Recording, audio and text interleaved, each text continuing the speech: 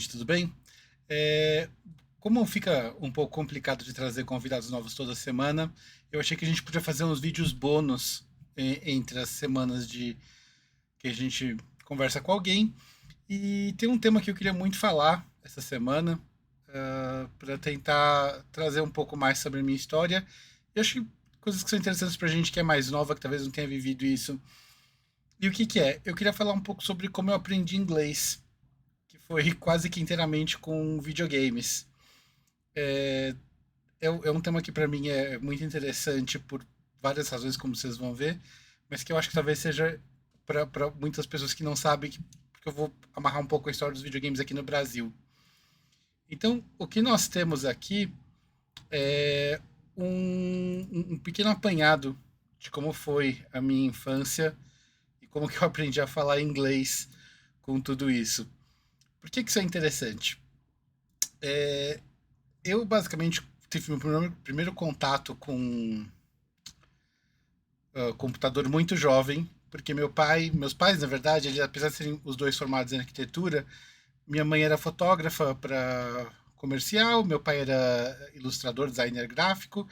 Então, ele teve um trabalho para fazer esse micro da Prológica, que estava sendo lançado no Brasil, pediram para ele ilustrar, eles emprestaram um para ele. E foi meu primeiro contato com jogos eletrônicos. Eu fiquei, assim, completamente deslumbrado com o negócio. E isso foi no começo dos anos 80, né? Um pouco depois foi lançado o Atari e o Odyssey aqui no Brasil. A Gradiente, né, sob o selo Polivox, lançou o Atari 2600 e uh, a Philips Magnavox, né, lançaram o Odyssey. Eu, como eu falei, desde criancinha já estava completamente fascinado por tudo que era jogo eletrônico e obviamente essas coisas vinham de fora. Aqui no Brasil, meu pai eventualmente foi na Sears, que hoje em dia, o prédio que antigamente era Sears, hoje o lugar lá virou Shopping Paulista aqui em São Paulo. E ele me comprou um Atari. E você tinha muitas empresas que lançavam os jogos aqui, eram cópias basicamente pirateadas, né? Eles copiavam o jogo e lançavam nos cartuchos genéricos. E aí muitas vezes vinha um manual traduzido de qualquer jeito. E tem uma história engraçada, porque tinha um jogo chamado Private Eye pro Atari, que chegou aqui como Olho Secreto, pra vocês verem que problema de localização não é de hoje. E tem um vídeo aqui de quando eu tinha 5 anos de idade, que eu vou passar rapidinho para vocês, só para vocês verem como eu já estava tentando aprender inglês mal com 5 anos de idade. Ops, vamos lá. Taylor e o Sailor. E o que quer dizer Taylor? Marinheiro. E Sailor? Carteiro. E quem mais que tem? Ou seja, bem bagunçado o negócio. Ah, então, assim, eu tava realmente com essa vontade muito de aprender as coisas. Quando o Odyssey, né, que chegou, o Odyssey 2 chegou aqui como Odyssey, eles, em alguns casos, a gente tinha jogos como Pickaxe Pete, que eles localizaram aqui como Didi na Mina Encantada. Então, esse era oficial, né? A Philips estava trazendo as coisas, eles provavelmente tiveram algum trabalho de licenciamento com os Trapalhões. Mas tudo isso era numa infância. Nós estamos falando da metade dos anos 80 aí, com tudo isso. E esses aparelhos não tinham como mostrar muito texto na época, porque a gente está falando de um.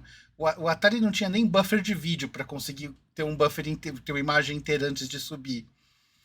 Então o que que acontecia? Você tinha que limitar muito. Era complicado já os caras conseguirem colocar o copyright e o logo do jogo. Então eu vou colocar um pouco aqui para vocês entenderem o negócio do Taylor e do Sailor, o que que era. Esse jogo você joga como um detetive tentando pegar um ladrão, né? Então vamos começar aqui. Então o que acontece? Você tem um tempo lá em cima para limitar você. Você precisa encontrar basicamente evidência do crime.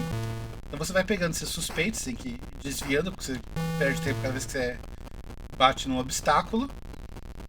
E o que acontece? Quando você vai pegando esses suspeitos, eventualmente você encontra alguém que tem alguma prova contra o bandido. Então passamos aqui pelo banco, continuamos procurando aqui para ver se a gente encontra alguma prova.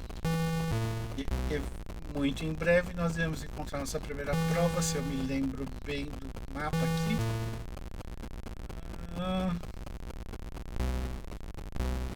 Deve ser. Então ele encontrou a arma aqui, né? Então agora a gente precisa voltar para a loja de arma. Todas as lojas são marcadas, todos os lugares onde você vai trazer as coisas são marcadas pelas plaquinhas. Só que eu, como uma criança de 5 anos de idade, eu precisava saber qual que era cada um para saber onde levar cada coisa, porque estamos no banco aí, né? Eu quero chegar na loja de arma. E uma das coisas que tinha que as provas que você podia investigar, uma delas você precisava levar no costureiro, que era o Taylor, né? Ele tem uma plaquinha até. Dá pra ver nessa imagem aí que esse jogo faz parte do universo expandido do Pitfall. Então, trouxe na loja de armas e agora ele entregou. Eu poderia encontrar o saco de dinheiro, levar no banco. Mas a ideia é mais ou menos essa. Você tem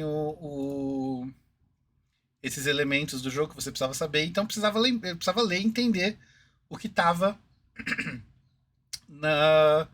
nas placas. Então o que acontecia? Eu ficava nessa ideia de ter que descobrir o que estava acontecendo em cada um deles. Então o fato é que quando eu ia tentar fazer essa compreensão, eu comecei a ficar interessado por inglês. E o que tinha? Eu tinha um tio meu que é uma história interessante. Na verdade, ele era esposo da prima da minha mãe. E ele tinha, essa infelizmente é uma foto mais nova. Essa foto é um pouco antes ele se mudar de lá. Mas isso era o quarto de empregada do apartamento dele, que ele transformou numa man cave. Isso nós estamos falando dos anos 80. Então, o lugar onde são esses armários aí, antigamente tinha uma bancadinha de computador, onde eu brinquei com o meu primeiro Apple II, quando eu devia ter, de novo, 6 anos de idade. E o que ele tinha? Ele tinha uma caixa de disquetes de jogos copiados, e toda vez que meus pais iam visitar ele, eu e meu primo ficávamos lá brincando com os jogos, colocando os jogos, vendo o que tinha, e tentava encontrar, e eventualmente a gente comprou o nosso próprio Apple II. Aí eu copiava os jogos que eu queria e levava para casa. No que eu tava vendo um dia desses, eu acabei achando um jogo chamado Fractured Fables. Por que esse jogo é importante? Porque quando eu pedi para colocar o jogo lá, o meu tio virou para mim e falou: não, esse jogo você não vai querer jogar, ele é muito complicado, porque ele é em inglês, você precisa saber falar inglês. Se você não souber falar inglês, você não vai conseguir fazer nada nesse jogo. E eu, obviamente, como toda boa criança teimosa, falei: não, deixa eu ver, quero ver o que é. Então, o que aconteceu? Ele me mostrou o jogo, deixa eu ver se eu consigo abrir aqui para vocês. Então, o que nós temos aqui? Nós temos esse emulador de Apple II, e esse é o jogo Fractured Fables. Como que ele funciona? Você conversa com o jogo através de texto.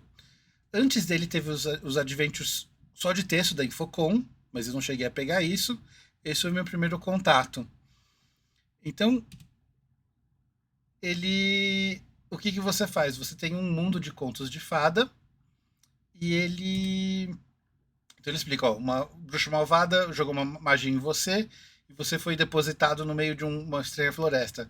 Felizmente, a bruxa não tirou seu poder de resolver quebra-cabeças. Então, o que acontece? Você tem que lidar com o jogo através de texto. Então você pode escrever o que você quer fazer e ele te devolve essas mensagens assim. Você pode andar colocando pontos cardeais. Então você tem que resolver como é que você vai descobrir quais são as coisas que você pode fazer pegando coisas. Então aqui, ó, por exemplo, tem um ovo.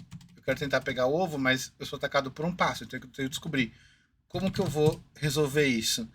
Eventualmente, você vai fazendo tudo e aos poucos conseguindo peças para... Então, por exemplo, aqui tem um remédio de dormir. A gente pega ele e talvez vocês não conheçam essa história, é uma história de... Agora eu preciso lembrar, gente, como é que é o mapa desse jogo. É o Rip Van Winkle, a história de um homem que dormiu por muito tempo e acordou num outro mundo. Então, nós acordamos ele. Você vê que o jogo ele tem uma certa dificuldade de decidir as coisas. Eu vou dar o remédio de não dormir para ele. Ele vai deixar para mim um pente. Então, nós pegamos o pente. Obviamente esse é um jogo bem simples, né? Nós estamos falando de um jogo de muito tempo atrás, né? Mas aos poucos você vai se entendendo aqui.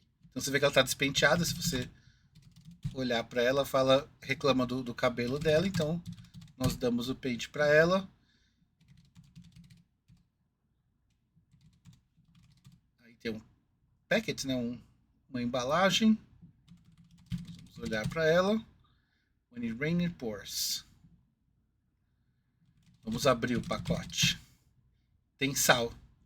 Então o que nós vamos fazer? Qual era o lado que voltava lá? Então nós subimos aqui. Subimos, tem um pássaro. A gente coloca sal no rabo do pássaro. Agora ele não vai mais vir pegar a gente pode pegar o ovo. E assim vai, você vai fazendo os quebra-cabeças. Tem vários desses jogos. Então esse foi o primeiro que eu descobri, mas depois eu fui caçando mais aos poucos, porque eu fiquei completamente viciado com essa ideia de que você tinha um jogo narrativo que você podia fazer qualquer coisa. Então eu fui encontrando outros. Então esse aqui é um que tem um tema medieval. Então você é preso por um rei malvado, ele explica de novo a história inteira, é tudo feito em inglês. Então o que aconteceu? De novo, entregando um pouco a minha idade, como que eu aprendi inglês com isso? Porque obviamente eu tinha que aprender de algum lugar. Tinha um mapping na, na Juscelino Kubitschek, que depois virou um extra. Hoje o prédio já foi derrubado agora, recentemente. Mas quando eu fui lá uma vez, eu encontrei esse dicionário Ruiaz inglês. Eu não lembro quando foi, se foi antes do Plano Real. Deixa eu olhar aqui, ele diz de quando que é essa edição. Vamos ver. Você vê que tá um pouco surrado o livro, ele já não tem nem mais a espinha dele. Mas essa edição é de 82. Eu provavelmente deve ter comprado um pouco depois disso. Deve ter sido lá por 87, alguma coisa assim. Mas ele era um dicionário excelente. O texto é muito pequenininho. E o que eu fazia? Eu literalmente pegava palavra por palavra e me ensinei inglês assim. Então quando eu cheguei na escola, quando começou a ter aula de inglês na escola, eu tava anos-luz à frente de todo mundo. Não conseguia falar muito bem, mas eu já conseguia me comunicar em termos de entender as palavras, conseguir ter uma compreensão básica. E você pode fazer as coisas de novo. Você acabava sendo forçado a. Então, por exemplo, aqui nós estamos presos, nós somos presos pelo rei. Nós movemos a cama.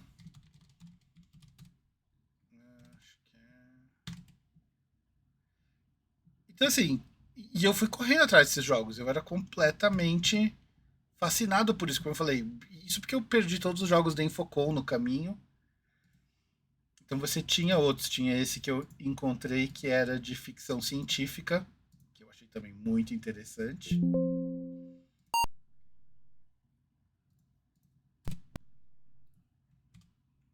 É engraçado que alguns desses jogos eles têm. Obviamente, você tinha uma limitação muito grande no aparelho. Então você vê que ele tem que desenhar. Ele, na verdade, está fazendo tudo vetorial, esses gráficos em tempo real. E era isso. Eu fui aprendendo inglês. Você tem essas limitações todas aí, né? E é interessante porque em algum momento, inclusive, eu cheguei a entrar com editor hexadecimal e simplesmente aquele primeiro Fractured Fables, eu cheguei a tentar traduzir ele na Marra, onde eu entrava, eu descobri os termos e descobri que eu podia editar. Então eu conseguia traduzir parte do vocabulário do jogo editando o hexadecimal da coisa. Então, assim, foi uma coisa muito divertida para mim, como um molequinho que mal tinha acabado de aprender a ler quando começou a ver o negócio, já estava fuçando. Foi uma das coisas que me levou a fuçar em software e tudo mais. Só que eventualmente esses jogos vão ficando mais elaborados, né? Eles escapam um pouco dessa coisa de ficar só nessas imagens estáticas. Na verdade, como eu falei, antes dessas que tinha aí, você tinha versões desses jogos que era literalmente só o texto, não tinha nem a imagem. Esses eram os adventures gráficos já quando eu peguei. Mas você teve a Infocom, fazia jogos incríveis da série de Adventure, e eles eram super interessantes, porque eles viam numa caixa, eles tinham uma coisa que eles chamavam de feelings. Que o que era? Você mandava um mapa, você mandava alguma coisa do jogo física para a pessoa ter essa conexão com o que estava acontecendo. Então, aos poucos, esses jogos foram evoluindo. Eventualmente, meu pai comprou um PC, e aí eu joguei um dos primeiros adventures da Sierra, né? Que era o King's Quest. Então, você tinha... é gozado porque eles chamavam o jogo de 3D, por motivos que vocês vão ver em instantes, assim que eu abrir aqui. Iniciar o jogo.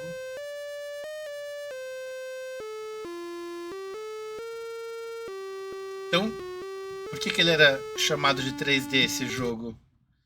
Porque você conseguia andar na frente e atrás das coisas. Então ele era 3D.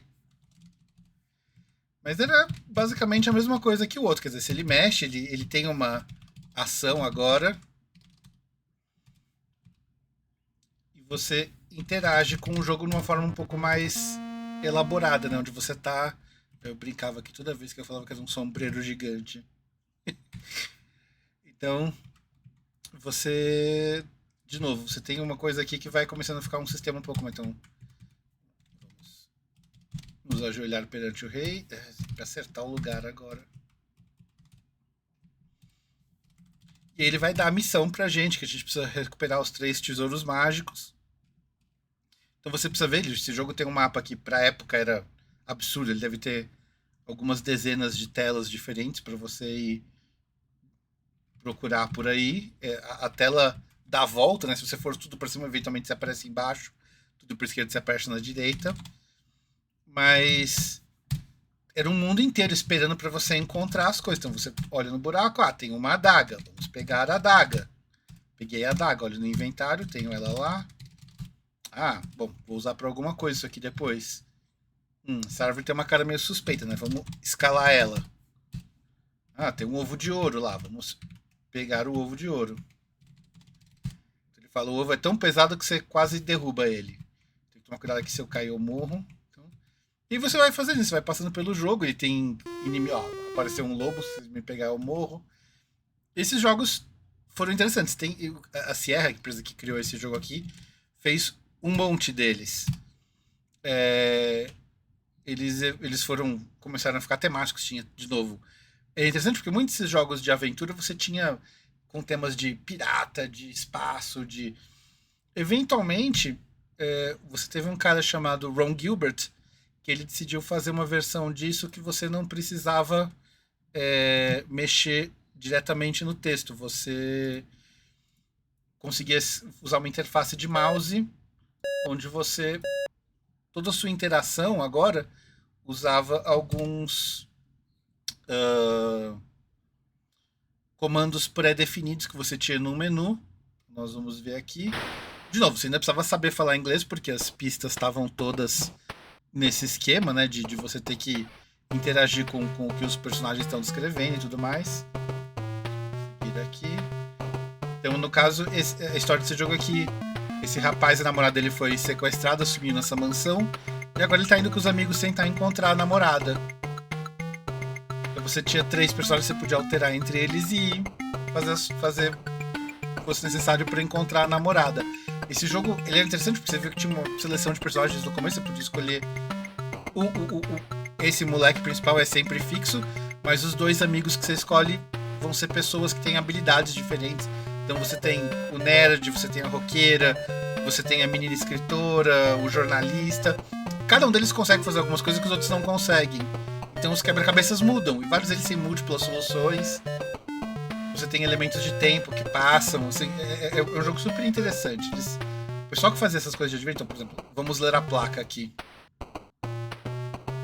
Atenção! Qualquer pessoa que se intrometer, né, que será horrivelmente mutilado.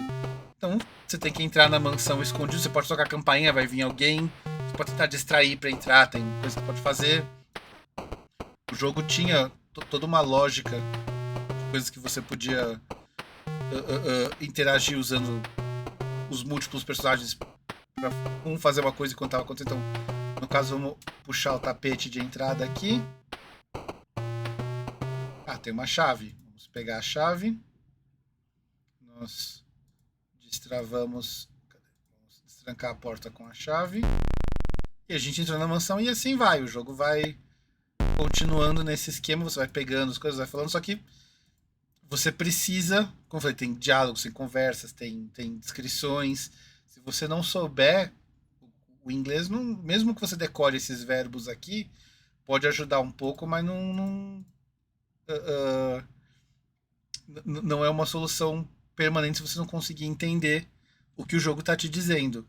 E de novo, voltava no meu amigo Ruiaz aqui e eu eventualmente comecei a conseguir falar inglês nesse esquema.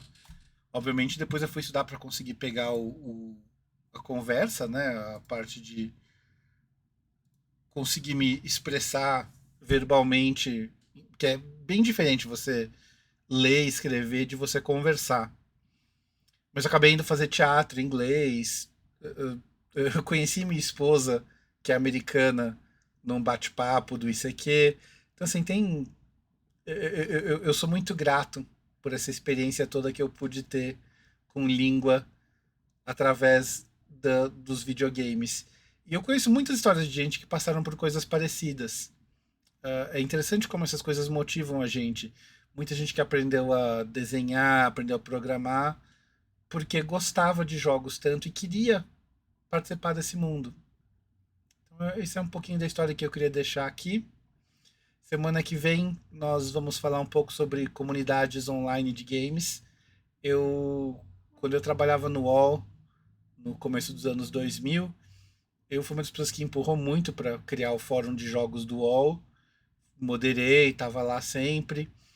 E para mim é uma coisa muito importante. Eu acho que é uma coisa que precisava ser fomentada. Quando eu fui para Game TV, quis fazer um projeto inteiro baseado nessa questão de focar em comunidade.